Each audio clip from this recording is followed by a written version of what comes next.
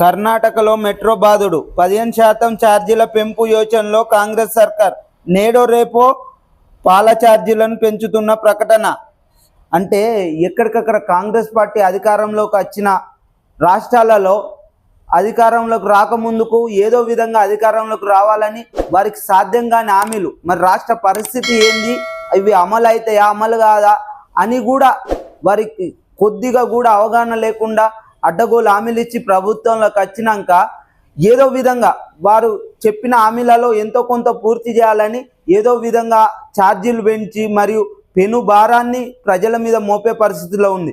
అదేవిధంగా కర్ణాటకలో ఇప్పుడు మెట్రో ఛార్జీలు 15% పెంచుతున్నారు. అంటే మీరేంది అంటే ఎలక్షన్ల ముందు మాట చెప్పి హామీలను ఏదో విధంగా సగమన్న పూర్తి చేయాలని ప్రజలపైన అడ్డగోలు శాతం ఛార్జీలు పెంచడం ఇది న్యాయమని. అదేవిధంగా కాంగ్రెస్ పార్టీ వచ్చిన తెలంగాణలో కూడా అదే విధం స్టార్ట్ అవుతుందని తెలియజేయడం జరుగుతుంది. కాంగ్రెస్ పార్టీ ఏ రాష్ట్రంలో పాలనలో ఉన్నా కూడా ఇదే పరిస్థితి దాపరిస్తుంది.